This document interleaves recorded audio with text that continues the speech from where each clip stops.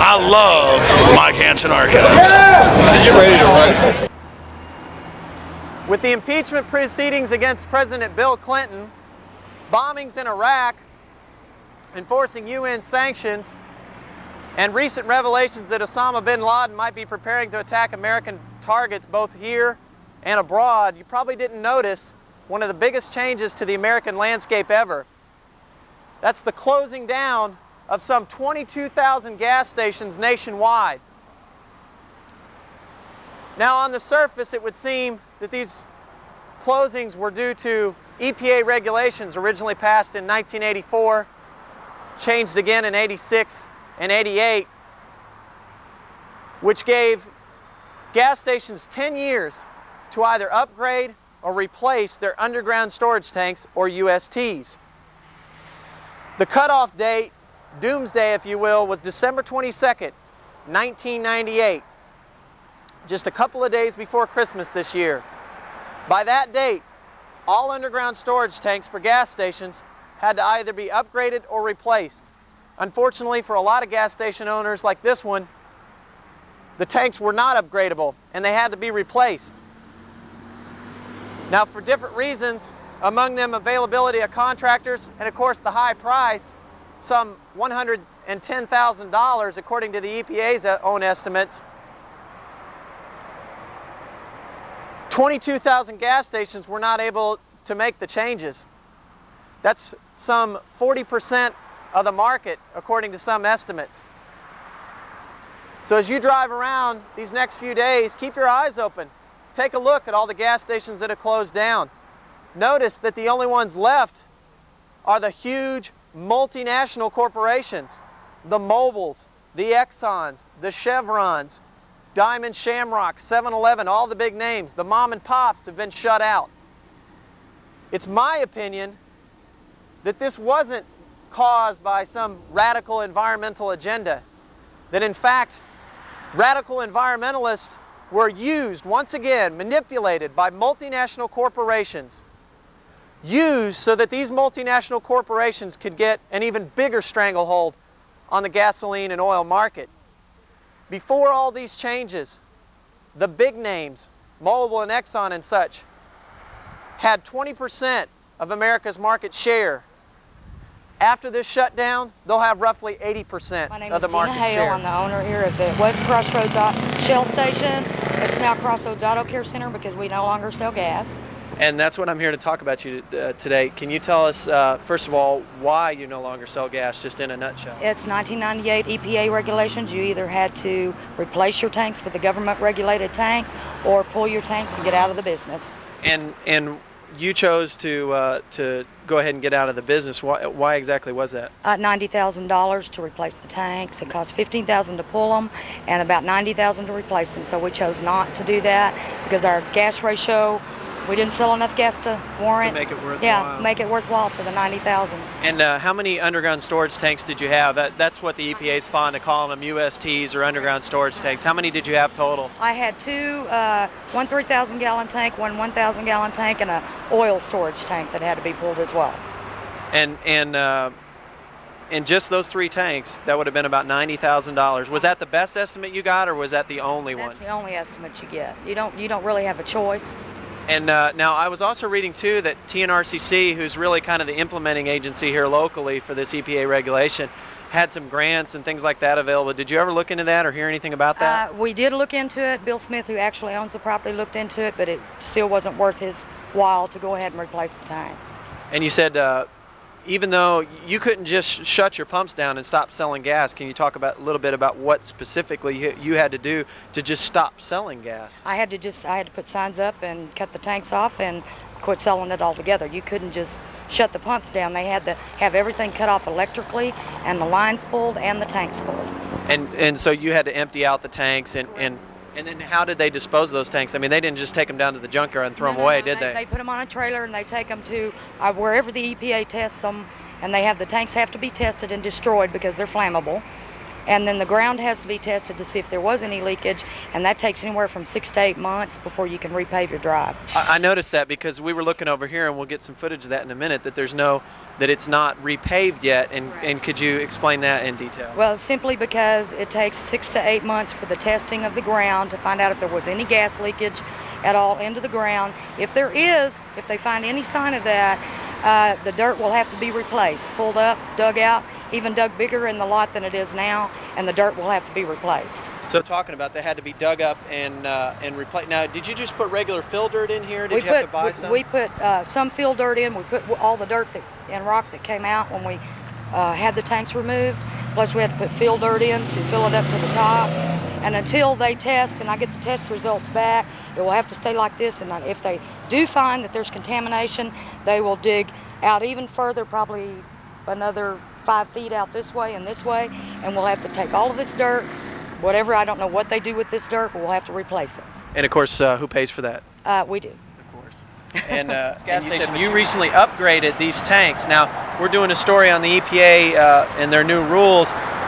You said you didn't replace your tanks, you actually just made some modifications to them. Can you talk a little bit about that? Yes, we used to have the diesel tank and they're leaking, so we stopped using for 2 years, and now they just dig it out and put a new tank and upgrade on the pipe. All the pipe have to be the fiberglass and cover like a 2-line, something like that. Right, you showed me that around the side. We'll take a look at that in a minute. And then you want to talk about this here too. This is the plastic that they have to cover, that not let the gasoline leaking to the soil. You know, that's why they have this protection.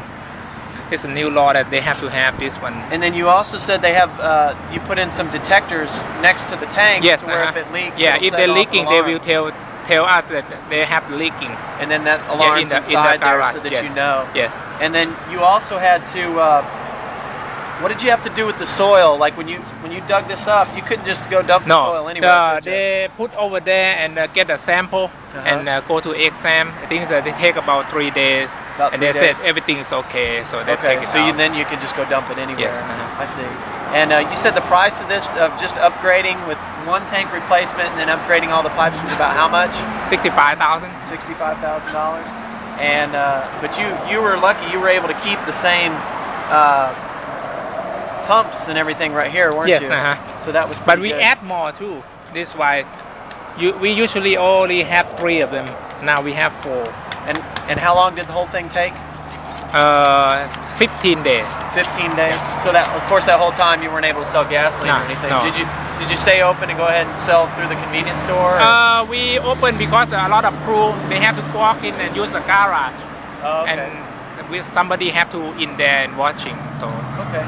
All right. Well, I appreciate your time, Chai. Thank you very much. We're just going to film that little spot over there and then probably film that shutdown station next door. All right. Well, thank you. Thank you.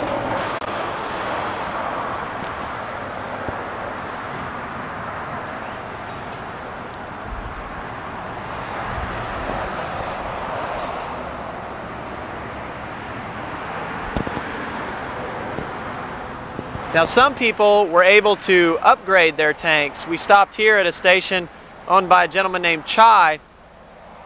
Now, while he was able to upgrade his tanks, he could only do so at considerable expense.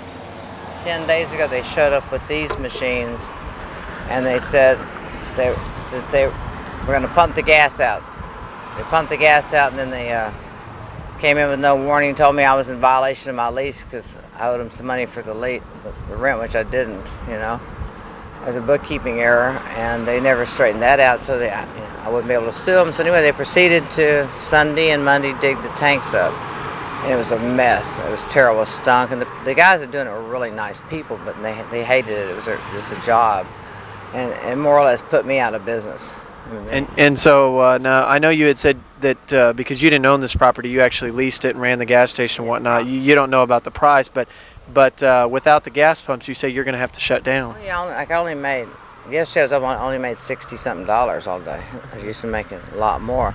And you know, I leased it 1st September. I showed profit every month.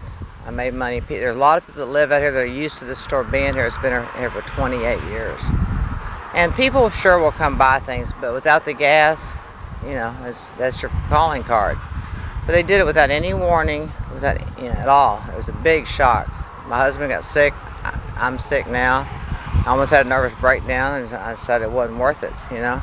Because you were told by the landlords that there was no problem. Tied up in court for 5 or 10 years. But nobody could have tied it up in court, you know. And they were quoted a price that was more than they could afford to relocate the tanks over there, which is closer to that road than this was. But I think 12 inches or 12 feet, whatever, the pumps were on state property. There was a waiver done 28 years ago, and they all of a sudden couldn't find it. But why they waited to the last minute, I don't know. But you say you personally had only been here since about September? Yeah, I know. I signed a lease, and there was nothing in it about this happening. Nothing. I was told by the woman, Sharon Norris is her name, she lives in Lakeway, is her game, that their lawyers would fight it, for me not to worry about it, to go. And so I put all my energy into this place. You know, I've done a lot of things in my life. I did the Armadillo Kitchen. I've done lots of restaurants, yada. And I just feel like, you know, I got taken to the cleaners. I was used, and they wanted to pump. Then they lowered the price to 81 cents about a month ago, just to pump as much gas through here as they could. The company I leased from is called FFP. It's out of Fort Worth. They only have 200 stations.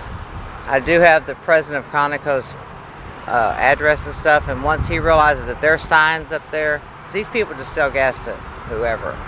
With his signs up there, he's going to be very upset. You know? So in other words, they had Conoco signs up here, but they weren't selling Conoco fuel. No, they sold FINA gas. I mean, the way I understand it, they're called jobbers, like FFP is. They sell gas to FINA, to Texaco, to da-da-da. It isn't Conoco gas per se. It's just their sign. Okay. Well, listen, I really appreciate your time. Sure. I'm glad to have talked to you. I'm sorry under these circumstances, but it's certainly nice it's been a shock, but I'll live. I'll get over it, you know. Well, that's good. You got a good attitude about it. And if I stay, yeah, you know, I was really mad at first. I mean, my blood pressure was like stroke level, you know. But I'll get used to it, you know. Maybe somebody will come in and they'll renege it on their lease, you know. It's definitely the right attitude. It was made my Christmas terrible. You know. I felt sorry for the guys doing it. The weather got so terrible at the end. Oh, I know. I saw because that was right here. I'd come up here and let them in, warm up and stuff. You know, it's polite and nice. You know, it's the only way to be. It's just a shame there's a lot of people that have a lot more years involved. We've talked to people. There's one at the Y in Oak Hill that we're getting ready to go show. They were in business 22 years. Right there at the Y. I mean, I can't explain it. Just crossing the HEB, that little Texas. Just kind of, yep. With the car They were in business 22 years. They shut down. The highway wider there. Here, they would never build the highway up here. No. Come on, you know. No. But they're lawyers, isn't it? Not you.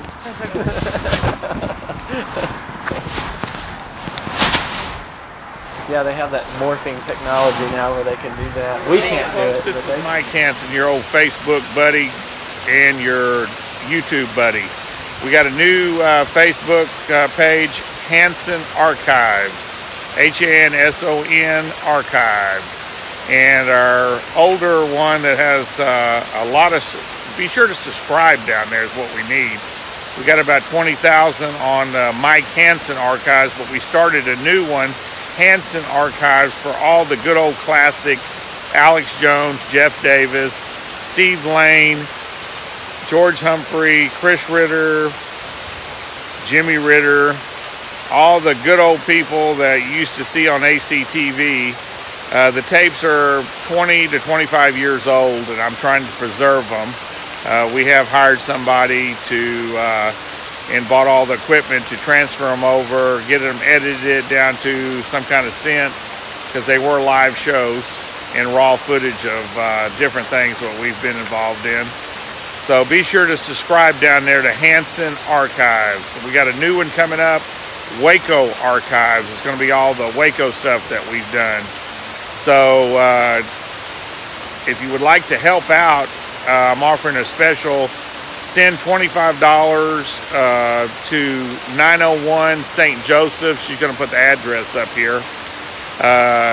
Gonzales, Texas, 78629, and we'll send you a signed copy of my book, Bohemian Grove, Cult of Conspiracy.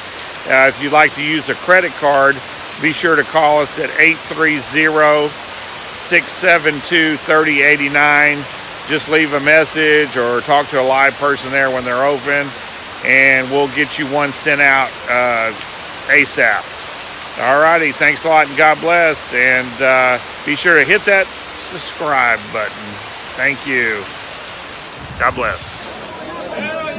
You're on. Hey everybody, this is Kevin Smith, and I love Mike Hanson Archives. Check it out. And Hanson Archives. And Hanson Archives? Yeah, I got 3 YouTube channels. Give them all to me. I'll do it. I'll rapid fire them. God bless you. Thanks, Mike. All right, that's it. All right, who wants to lead it? Let James go. Go ahead. Yes, sir. All right. God bless the Republic.